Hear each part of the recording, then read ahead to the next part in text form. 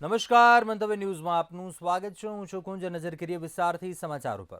જામનગર શહેરમાં રખડતા ઢોરને કારણે વધુ એક મૃત્યુ થયું। શહેરના હરિયા સ્કૂલ નજીક ગમખ્વાર ઘટના બની હતી। ઢોરને રોટલી ખવડાવવા જતા વૃદ્ધાને મોત મળ્યું હતું।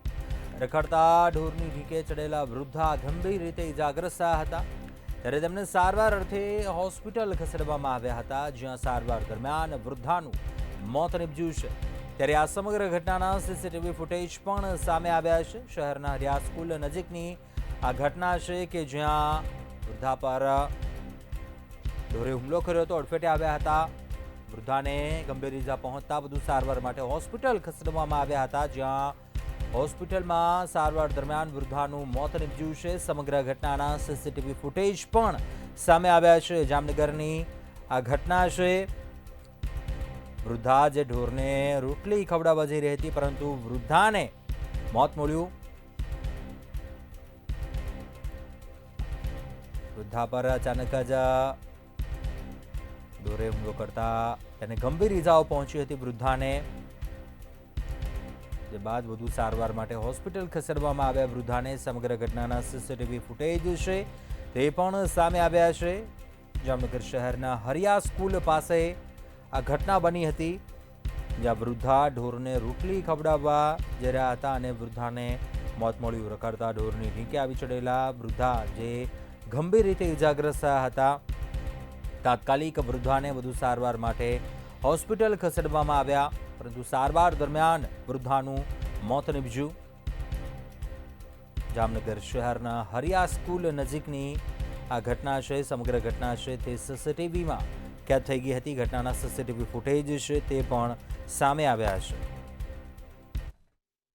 ચોક્કસ વાત કરવામાં જામનગર શહેરની અંદર દિવસે ને દિવસે જે ડ્રોનનો આતંક છે તે વધતો જાય છે। તો ખાસ કરીને 2 દિવસો પહેલા પણ જામનગર શહેરની અંદર જે ટ્રાફિક વિસ્તારની અંદર જે ભીડ ભજન મંદિર આવેલું છે, ત્યાં એક બાઇક ચાલકને જે ઢોરે અડફેટે લેતા તેમને શરીરના ભાગે ઈજા પહોંચી હતી। ને ગત રાતને જો વાત કરવામાં આવે તો જે ઢોરના ત્રાસના લીધે વધુ એક વૃદ્ધાનું જે મૃત્યુ નીપજ્યું છે। હાલ જે ઢોરના ત્રાસથી તંત્ર દ્વારા ક્યારે કામગીરી કરવામાં આવશે તે પણ એક મોટો સવાલ ઉઠી રહ્યો છે। ને જામનગર શહેરની અંદર મનપાની કામગીરી પર એક મોટો સવાલ છે કે જે ઢોરના કરોડો રૂપિયા ખર્ચવામાં આવે છે, છતાં પણ જે ઢોરનો ત્રાસ છે તે જામનગર શહેરની અંદર દિવસે ને દિવસે તે વધતો જાય છે। ને હાલ આ ઢોરની સમસ્યાને લઈને તંત્ર ક્યારે કામગીરી કરશે તે લોકમુખર ચર્ચાઈ રહ્યું છે।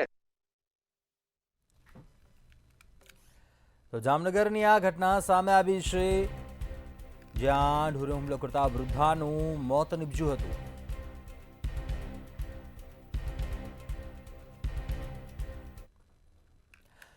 વડોદરામાં રખડતા ઢોર માથાનો દુખાવો બન્યા હોવાનું સામે આવ્યું છે, ત્યારે શહેરમાં ફરી એકવાર રખડતા ઢોરથી મુક્ત બનાવવાના દાવા પોકળ સાબિત થઈ રહ્યા છે।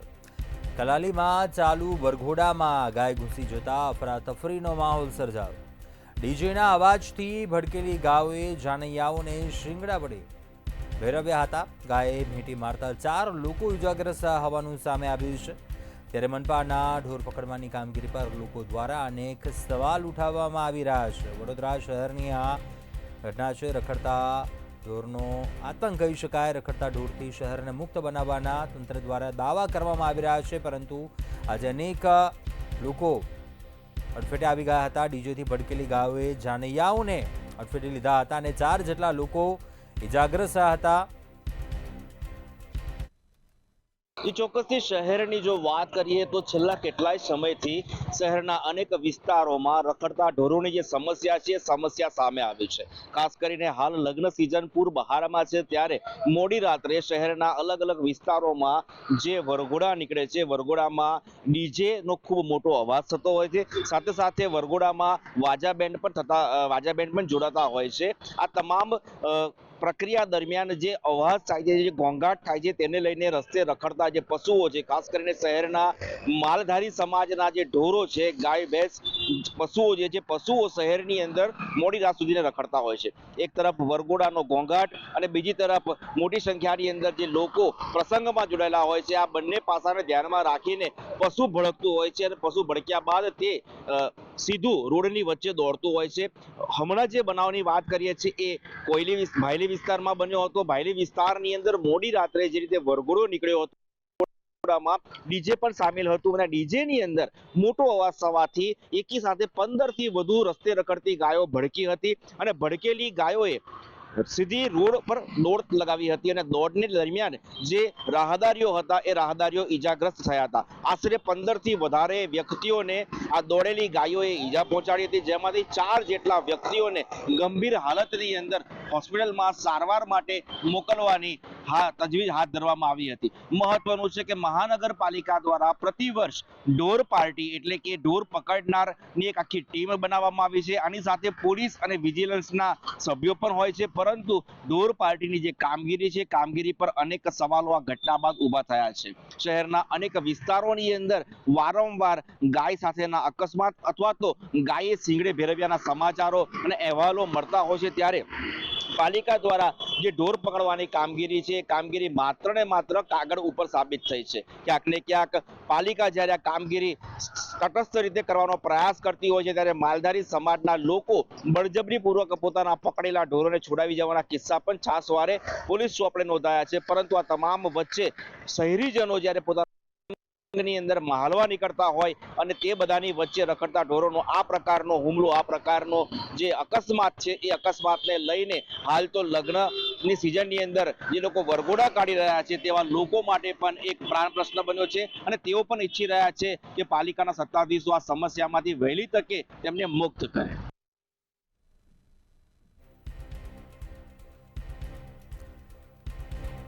વડોદરામાં ઢોરનો આતંક જોવા મળ્યો. ભડકેલી ગાયોએ જાનૈયાઓને અડફેટે લીધા હતા. 4 જેટલા લોકો ઇજાગ્રસ્ત થયા હતા.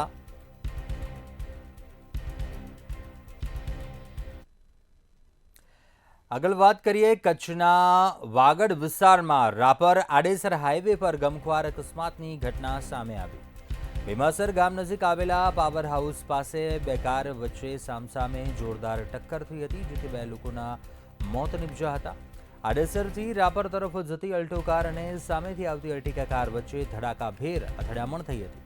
અકસ્માતમાં અલ્ટો કારમાં સવાર 2 વ્યક્તિઓનું ઘટના સ્થળે જ મૃત્યુ થયું હતું, જ્યારે અર્ટિકા કારના ચાલકને ગંભીર ઈજાઓ થતાં તેમને તાત્કાલિક સારવાર માટે એમ્બ્યુલન્સ મારફતે હોસ્પિટલ ખસેડવામાં આવ્યા હતા.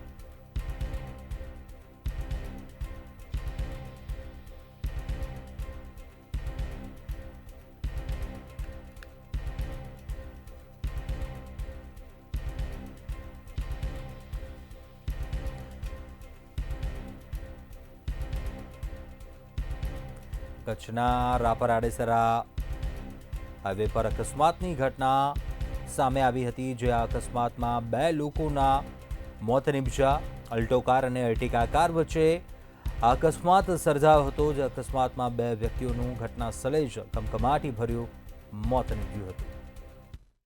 કચ્છના વાગડ વિસ્તારમાં આવેલ રાપર આડેસર માર્ગ પાસે કહી શકાય ગમખ્વાર અકસ્માત સર્જાયો હતો. આ અકસ્માતમાં કાર સામસામે અથડાતા એમાં 2 વ્યક્તિઓના કરુણ મોત નીપજ્યા છે. સમગ્ર બનાવની વાત કરવામાં આવે તો કચ્છના વાગડ વિસ્તારમાં આવેલ રાપર આડેસર માર્ગ પાસે ભીમાસર નજીક અલ્ટો કાર અને અર્ટિકા કાર વચ્ચે જોરદાર અકસ્માત થયો હતો અને આ અકસ્માતની ટક્કરમાં 2 વ્યક્તિઓના કરુણ મોત નીપજ્યા છે, જ્યારે કહી શકાય કે અર્ટિકાના ચાલક છે તેમને ઇજાગ્રસ્ત થયા છે અને આ હોસ્પિટલ સારવાર માટે ખસેડવામાં આવ્યા છે. આ સમગ્ર બનાવ મામલે પોલીસ છે તે ઘટના સ્થળે દોડી આવી હતી અને સમગ્ર બનાવની છે તે તપાસ કરી છે. તો સાથોસાથ જે આ ઇજાગ્રસ્ત થયા છે અર્ટિકો કારના ચાલક છે તેમને પલાસવા હોસ્પિટલ ખસેડવામાં આવ્યા છે અને વધુ કાર્યવાહી છે તે હાથ ધરવામાં આવી છે. અકસ્માતની ઘટના સામે આવી. રાપર આડેસર રોડ પર અકસ્માતની ઘટના બની હતી. 2 કાર વચ્ચે અકસ્માત સર્જાયો હતો. અલ્ટો અને અર્ટિકા કાર વચ્ચે અકસ્માત સર્જાયો હતો, જેમાં 2 વ્યક્તિના મોત નીપજ્યા હતા. આગળ વાત કરીએ રાજ્યના મુખ્ય સચિવ પંકજ જોશીએ મહેસાણા કલેક્ટર કચેરીમાં મ્યુનિસિપલ કોર્પોરેશનના અધિકારીઓ સાથે સમીક્ષા બેઠક યોજી હતી, જેમાં મ્યુનિસિપલ કમિશનર રવિન્દ્ર ખટાલે પ્રેઝન્ટેશનના માધ્યમથી આગામી 1 વર્ષમાં મહાનગરપાલિકાના વિકાસના રોડમેપ અંગે વિસ્તૃત જાણકારી આપી હતી. મહાનગરપાલિકા વિસ્તારમાં હાથ ધરવામાં આવનાર વિવિધ પ્રોજેક્ટ કામગીરી અને વિકાસ કાર્યો બાબતે મુખ્ય સચિવને માહિતગાર કરવામાં આવ્યા. આ ઉપરાંત દબાણ હટાવવાની કામગીરી અને આગામી સમયમાં હાથ ધરાનાર બ્યુટિફિકેશન, આઇકોનિક રોડ અને રોડ રીસર્ફેસિંગ જેવી કામગીરી વિશે પણ તેમણે જાણકારી આપી હતી. મહેસાણા મહાનગરપાલિકા બની ગઈ ત્યારબાદ હવે મ્યુનિસિપલ કમિશનરે જે પ્રેઝન્ટેશનના માધ્યમથી 1 મહિનામાં કરાયેલી કામગીરીની જાણકારી આપી હતી અને રાજ્યના મુખ્ય સચિવ પંકજ જોશીને શનિવારે મહેસાણા કલેક્ટર કચેરીમાં મ્યુનિસિપલ કોર્પોરેશનના અધિકારીઓ સાથે સમીક્ષા બેઠક યોજી હતી, જેમાં મ્યુનિસિપલ કમિશનર રવિન્દ્ર ખટાલે પ્રેઝન્ટેશનમાં માધ્યમથી આગામી 1 વર્ષમાં મહાનગરપાલિકાના વિકાસના રોડમેપ અંગેની વિસ્તૃત જાણકારી આપી હતી અને મહેસાણા મ્યુનિસિપલ કમિશનરે જે મહેસાણા મહાનગરપાલિકા બન્યા બાદ 1 થી 15 દિવસના સમયગાળામાં 15 થી 90 દિવસના સમયગાળાની અંદર અને 90 દિવસથી વધુના સમયગાળામાં મહાનગરપાલિકામાં હાથ ધરવામાં આવનાર વિવિધ પ્રોજેક્ટોની કામગીરી અને વિકાસ કાર્યો બાબતે મુખ્ય સચિવને માહિતગાર કર્યા હતા અને ઉપરાંત દબાણ હટાવવાની કામગીરી અને આગામી સમયમાં હાથ ધરાનારી બ્યુટિફિકેશનને આઇકોનિક રોડ અને રોડને રિફેસિંગ જેવી કામગીરીઓ જેવી જાણકારી આપી હતી અને બેઠકમાં જિલ્લા કલેક્ટર એસ.કે. પ્રજાપતિ, જિલ્લા વિકાસ અધિકારી હસરત જસ્મીન, નિવાસી અધિક કલેક્ટર જે જેગોડા અને ડેપ્યુટી કમિશનર એ.બી. મંડોરી અને દર્શનસિંહ ચાવડા તેમજ અધિકારીઓ ઉપસ્થિત રહ્યા હતા. જી.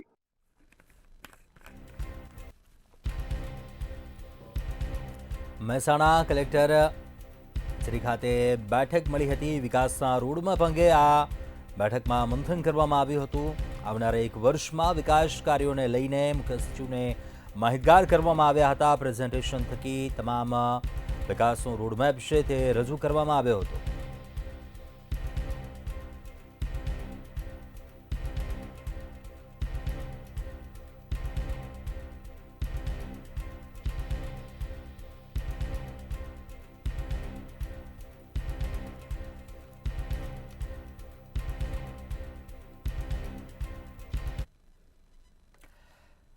ગાંધીનગરમાં સ્માર્ટ સિટી પ્રોજેક્ટ હેઠળ ડ્રેનેજ લાઇન નાખવાની કામગીરી લાંબા સમયથી ચાલી રહી છે. ઉચ્ચ કક્ષાએથી માટે કરાયેલી તાકીદને પગલે ગણતરીના સમયમાં કામ પૂર્ણ કરવામાં આવનાર છે. ત્યારે 6 રોડ ઉપર સેક્ટર 19 પાસે મેઇન ડ્રેનેજ લાઇન નાખવામાં કામગીરી જે મેટ્રો રેલ તંત્રએ અધવચ્ચે અટકાવી દીધી છે. મેટ્રો રેલ પ્રોજેક્ટ અને ડ્રેનેજ બંને પ્રોજેક્ટ મહત્વના છે, પરંતુ બે તંત્ર વચ્ચેના સંકલનના અભાવે ડ્રેનેજ લાઇનની કામગીરી અધવચ્ચે અટકાવી દેવાઈ છે.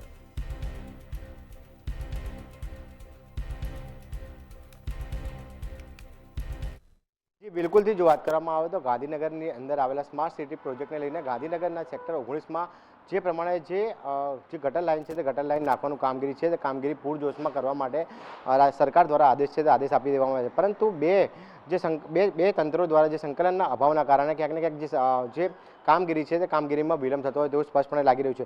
મેટ્રો ટ્રેનની કામગીરી અને સાથે જ જે સ્માર્ટ સિટીની જે કામગીરી છે તે કામગીરી હાલમાં સેક્ટર 19માં છે તે કરવામાં આવી રહી છે, પરંતુ મેટ્રો ટ્રેનના જે કામગીરી ચાલતા જે પ્રોજેક્ટ સુપરવાઇઝર છે અને પ્રોજેક્ટના જે સુપરવિઝન કરનારા અધિકારીઓ છે તેમના દ્વારા જે સ્માર્ટ સિટીની અંદર જે ડ્રેનેજ વોટર લાઇન જે નાખવામાં આવી રહી છે તેનું કામગીરી છે તે કામગીરી રોકાવી દેવામાં આવી છે, જેના કારણે ક્યાંક ને ક્યાંક જે સ્થાનિકો છે તે સ્થાનિકો ખૂબ જ પરેશાન થતા હોય તેવી માહિતી છે તેવી માહિતી મળી રહી છે. હાલમાં તો જો વાત કરવામાં આવે તો જે પ્રમાણે સેક્ટર 19ના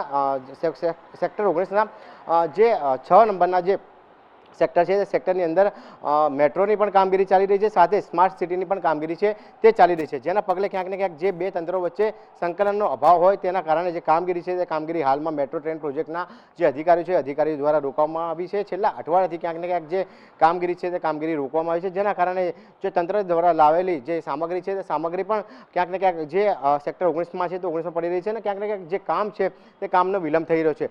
જો વાત કરવામાં આવે તો ઉચ્ચ કક્ષાએથી આદેશ આપવામાં આવ્યા હતા કે 25 માર્ચ પહેલા જે કામગીરી છે તે કામગીરી પૂર્ણ કરવાની રહેશે, પરંતુ જે પ્રમાણે જે તંત્રના જે સંકલનનો અભાવના કારણે જે કામગીરી છે તે હાલમાં કામગીરી ખોરંભે ચડી છે, જેના કારણે નાગરિકોને પારાવાર મુશ્કેલીનો સામનો છે તે કરવો પડી રહ્યો છે.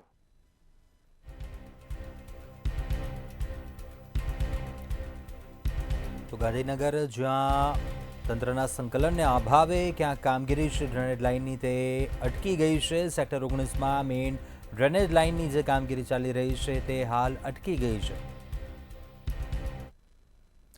સુરતમાં ભૂસ્તર વિભાગની ટીમે સપાટો બોલાવ્યો, જેમાં 2 દિવસ સઘન ચેકિંગ અને સરપ્રાઇઝ ડ્રાઈવ હાથ ધરવામાં આવી, જેમાં 2 દિવસમાં અંદાજિત રૂપિયા 6 કરોડનો મુદ્દામાલ સીઝ કરવામાં આવ્યો.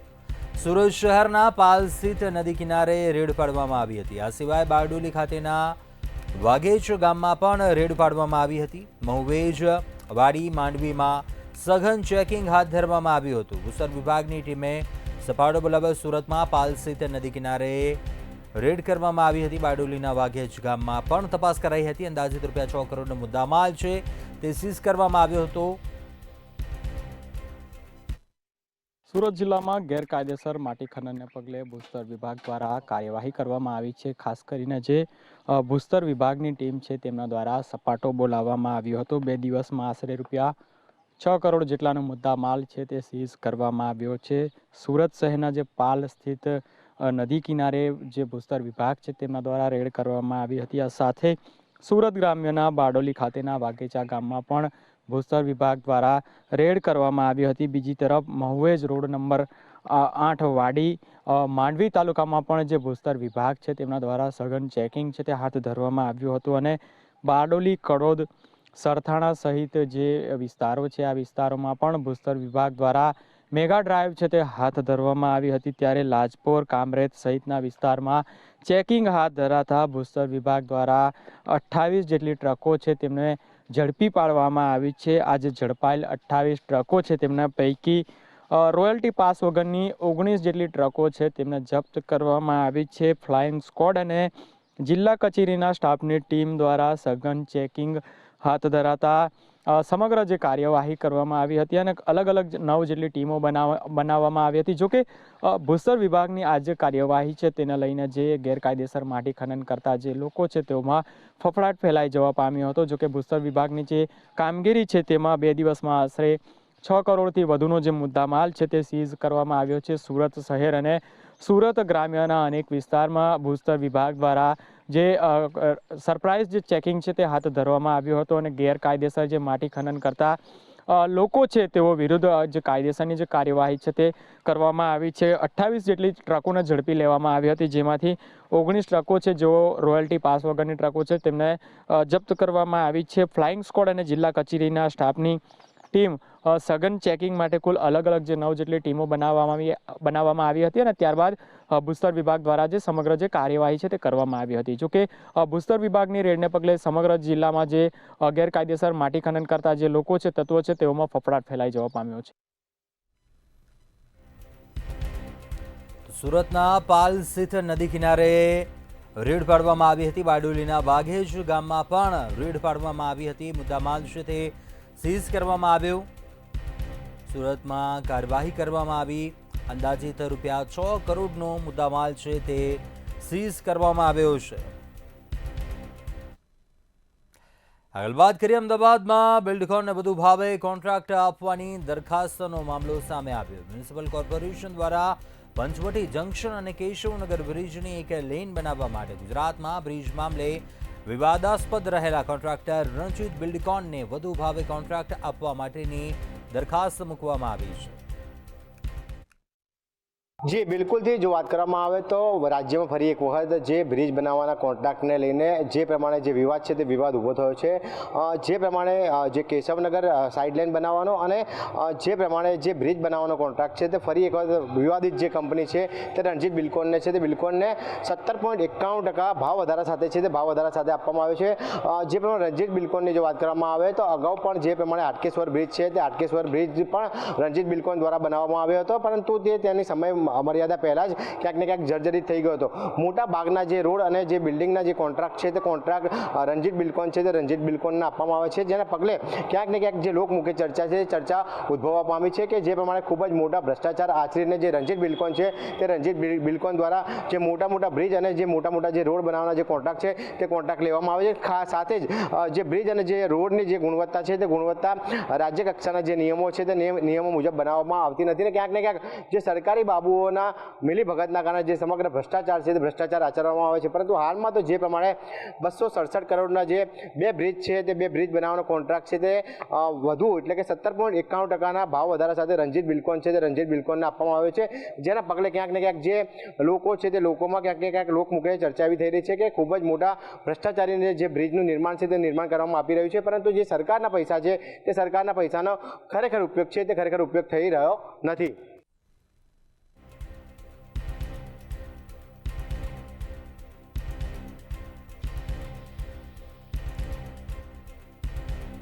તો ઓવરબ્રિજના વિવાદને લઈને ફરી એકવાર સવાલો ઊભા થઈ રહ્યા છે.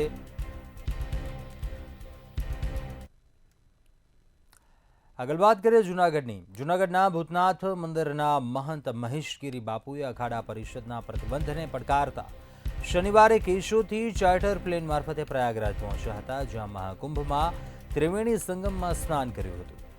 મહેશગીરી બાપુએ આ સ્નાનને હરિગીરી સામેનો જવાબ ગણાવ્યો હતો. તેઓએ હરિગીરીને જણાવ્યું કે કુંભ કોઈના બાપનો નથી, દરેક સનાતનીઓનો કુંભ છે. આજે અધર્મનો નાશ કરવા માટે હું ડૂબકી લગાવી રહ્યો છું.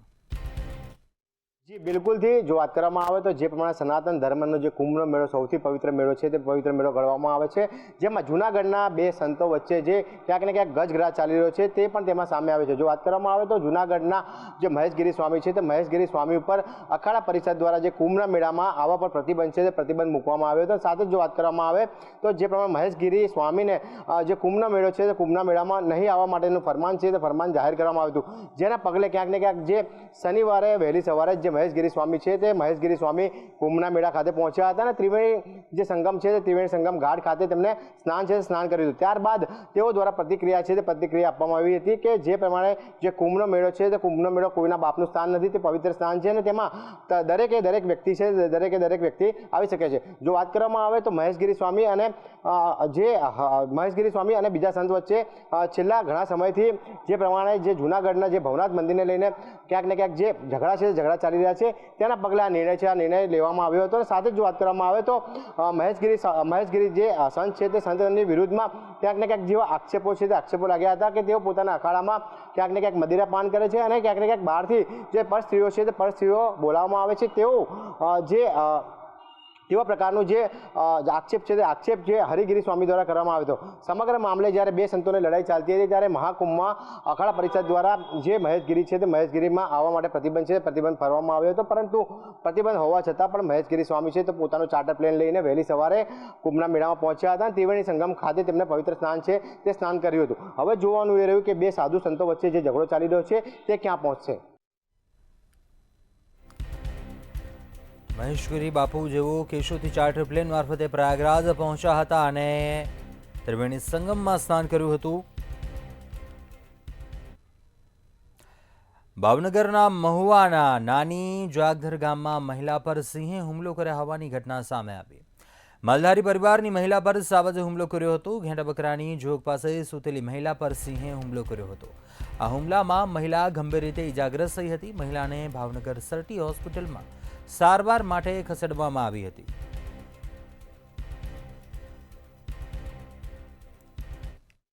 જે ઘટના બની છે તે ભાવનગર જિલ્લાના મહુવા તાલુકા નીચે આવતું નાનું જાગદાર ગામ ત્યાં આગળ આ જે ઘટના છે તે બનવા પામી છે. જે મરનાર પરિવાર છે તે પરિવારના વડા દ્વારા કહેવામાં આવી રહ્યું છે કે 2 દિવસથી સિંહના અહીંયા આંટાફેરા હતા. ફોરેસ્ટ વિભાગને પણ જાણ કરવામાં આવી હતી, પરંતુ ફોરેસ્ટ વિભાગે યોગ્ય તપાસ છે અને તે ન કરી હતી. ત્યારે આજે વહેલી સવારે જે લીલાબેન બમ્મર નામની જે મહિલા છે, માલધારી સમાજની આ મહિલા છે, તે અને તેનો પરિવાર જે બકરી અને જે પશુઓના જે વાડો હોય ત્યાં આગળ સૂતો હતો અને વહેલા 3:30-4 ની આસપાસ છે સિંહ છે તે અચાનક આવી પહોંચ્યો હતો અને ત્યારે જ આ મહિલા છે તે જાગી ગઈ હતી ને તેમને તરત જ સિંહનું ધ્યાન તેમની ઉપર જતા તેમના ઉપર હુમલો કર્યો હતો, જેમાં મહિલાના પગ, સાથવ અને હાથના ભાગે ગંભીર ઇજાઓ પહોંચી હતી.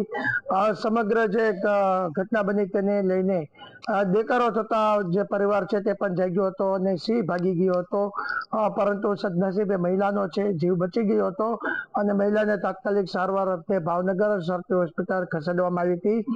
પરિવાર દ્વારા જાણવામાં આવ્યું હતું કે 2-3 દિવસથી આ વિસ્તારમાં સિંહના આંટાફેરા વધ્યા હતા. સિંહ જે પશુઓના વાડા છે ત્યાં સુધી આવી પહોંચે તેવી શક્યતાઓ છે, જેને લઈને વન વિભાગને પણ જાણ કરી હતી, પરંતુ વન વિભાગે કોઈ પણ જાતની નક્કર કામગીરી ન કરી હતી.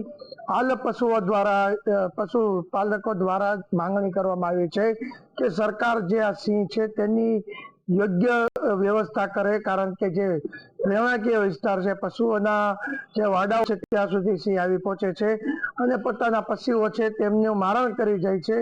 યોગ્ય વળતર પણ આપવામાં નથી આવતું. સિંહની યોગ્ય દેખભાળ અને સિંહનો જે માનવ વસાહત હોય છે તેનાથી દૂર લઈ જવામાં આવે તેવી પણ માંગ કરવામાં આવી રહી છે. ભાવનગરમાં સિંહના હુમલાની ઘટના સામે આવી. મહિલા પર હુમલો કરતા ગ્રામ્ય લોકોમાં પણ ભારે ફફડાટ ફેલાયો છે. હુમલામાં મહિલા ગંભીર રીતે ઇજાગ્રસ્ત થઈ હતી. આગળ વાત કરીએ, રાજકોટમાં જસદણ વીરનગરમાં વિદ્યાર્થી દ્વારા આપઘાત કરવામાં આવ્યો હોવાની ઘટના સામે આવી. કોલેજમાં અભ્યાસ કરતા 18 વર્ષીય વિદ્યાર્થીએ આપઘાત કરીને જીવન ટૂંકાવ્યું. અભ્યાસના ટેન્શનમાં રહેતા આપઘાત કર્યા હોવાનું અનુમાન લગાવાઈ રહ્યું છે. વિદ્યાર્થીના મૃતદેહને પીએમ અર્થે હોસ્પિટલ ખસેડાયો. સમગ્ર ઘટના અંગે આટકોટ પોલીસે વધુ તપાસ હાથ ધરી છે. રાજકોટમાં ફરી એક વખત એક વિદ્યાર્થી દ્વારા આપઘાત કરવામાં આવ્યું. મહત્વની બાબત એ છે કે અભ્યાસના ભારણના કારણે આ વિદ્યાર્થીએ આપઘાત કર્યું. જસદણના વીરનગરમાં મંથન શિયાળ નામના વિદ્યાર્થીએ ખાસ તો આપઘાત કરતાં જ કહી શકાય કે પરિવારમાં શોકની લાગણી છવાણી છે. ત્યારે ચોક્કસથી કહી શકાય કે આને લઈને હાલ ફરી એક વખત જે કહી શકાય કે આપઘાત મામલે પોલીસ તપાસ શરૂ કરી છે. ક્યાંક ને ક્યાંક ફરી એક વખત અભ્યાસનું ભારણ વધતા વિદ્યાર્થી દ્વારા આપઘાતનો બનાવ સામે આવ્યો છે. ત્યારે ખાસ આટકોટ પોલીસ દ્વારા આ આપઘાત મામલે તપાસ શરૂ કરવામાં આવી છે. મંથન શિયાળ કે જે પોતે અભ્યાસના કારણે લાંબા સમયથી ડિપ્રેશનમાં હતો, તેના દ્વારા આ આપઘાત કરવામાં આવતા જ કહી શકાય કે હાલ પરિવારમાં હાલ શોકની લાગણી છવાણી છે.